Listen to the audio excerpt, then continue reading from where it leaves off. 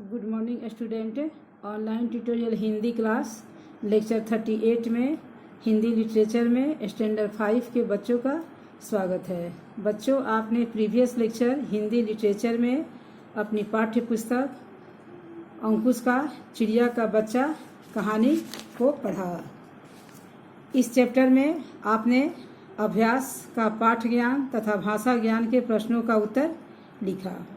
आज हम लेक्चर 38 में हिंदी लिटरेचर में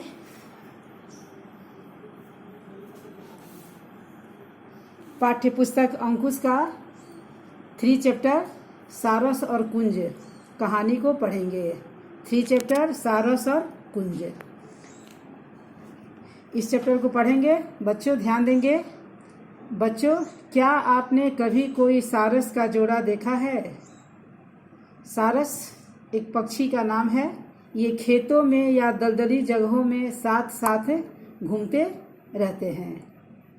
कभी कभी उनके साथ 1-2 बच्चे भी होते हैं। महाकवि कालिदास ने भी इन्हें नदियों, सरोवरों और बाग बगीचों में उड़ते घूमते देखा था। सारस एक पक्षी है, उसका जोड़ा यानी 2 जोड़ा का मतलब दो वस्तु जब एक साथ हो तो यानी यहाँ सारस मतलब 2 सारस है, उन्हीं को सारस का जोड़ा कहा गया है। ये खेतों में दलदली जगहों में एक साथ घूमते रहते हैं। कभी कभी उनके साथ 1-2 बच्चे भी होते हैं। महाकवि कालिदास का नाम आपने सुना होगा। इन्होंने भी इन्हें नदियों, सरोवरों और बाग बगीचों में उड़ते घूमते देखा था। मधुर आवाज़ पूछते हुए भी सुना था। उन्होंने अपने महाकाव्य रघुवंश में पंपा सरोवर में तैरते और गोदावरी नदी के ऊपर उड़ते सुंदर सारसों का वर्णन किया है। बच्चों, आपने महाकवि कालिदास का नाम सुना होगा। इन्होंने अपने महाकाव्य रघुवंश में पंपा सरोवर और गोदावरी नदी दोनों में इन पक्षियों को उड़ते हुए देखा है। शहंशाह जहांगीर प्रकृति प्रेमी थे। उन्हें सारस बहुत पसंद थे। शहंशाह जहांगीर का नाम भी आपने सुना होगा। वे प्रकृति प्रेमी थे। उन्हें सारस बहुत पसंद थे और उन्होंने सारस के एक जोड़े को भी पाला था। हमारे देश में 3 तरह के सारस पाए जाते हैं। ये सदा जोड़े में रहते हैं। जरा सोचो तो सारस क्या खाते होंगे।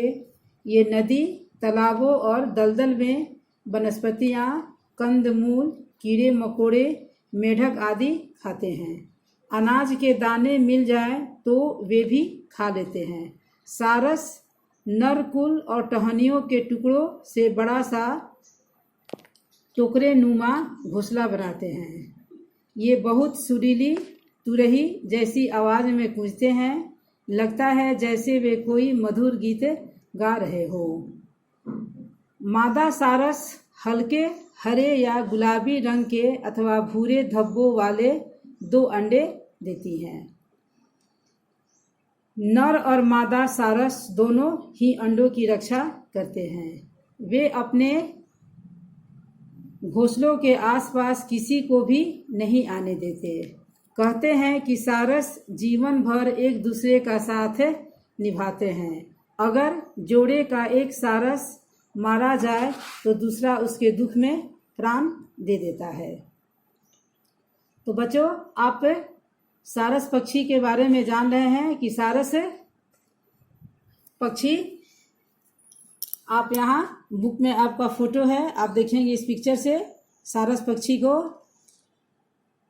ये दलदली जगहों में, खेतों में एक साथ घूमते हैं। कभी कभी इनके साथ 1-2 बच्चे भी होते हैं।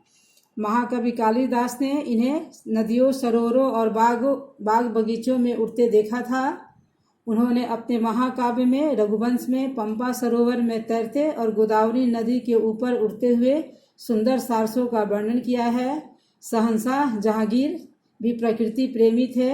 उन्हें सारस बहुत पसंद था। उन्होंने सारस का एक जोड़ा पाला भी था। इस तरह सारस जो हैं हमारे देश में 3 तरह के पाए जाते हैं। ये सदा जोड़े में रहते हैं। अब सारस के बारे में कह रहा है कि वह क्या खाते होंगे, कैसे रहते होंगे। आपने यहाँ देखा, ये नदी, तालाबों और दलदलों में वनस्पतियाँ, कंदमूल, कीड़े मकोड़े, मेढक आदि खाते हैं। अनाज के दाने मिल जाए तो वे भी खा जाते हैं। सारस नरकुल और टहनियों के टुकड़ों से बड़ा सा टोकरे नुमा घोंसला बनाते हैं। बड़ा सा टोकरी की तरह उनका घोंसला होता है। ये बहुत सुरीली तुरई जैसी आवाज़ में गूंजते हैं, जैसे वे कोई मधुर गीत गा रहे हो। मादा सारस हल्के हरे या गुलाबी रंग के अथवा भूरे धब्बे वाले 2 अंडे देती है।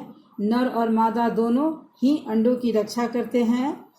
वे अपने घोंसलों के आसपास किसी को आने नहीं देते। कहा जाता है कि सारस जीवन भर एक दूसरे का साथ निभाते हैं। अगर उनमें से एक सारस मारा जाए तो दूसरा उसके दुख में प्राण दे देता है। कुंज या करकरा भी सारस की ही एक जाति है। कुंज या करकरा भी सारस की ही एक जाति है। ये सर्दियां शुरू होते ही हमारे देश में आ जाते हैं।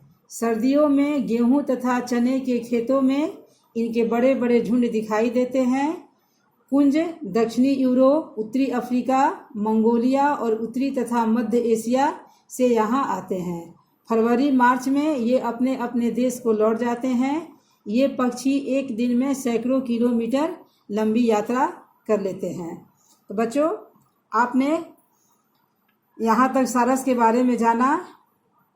अब हम इस चैप्टर को नेक्स्ट लेक्चर में कंप्लीट करेंगे। आज के लिए धन्यवाद।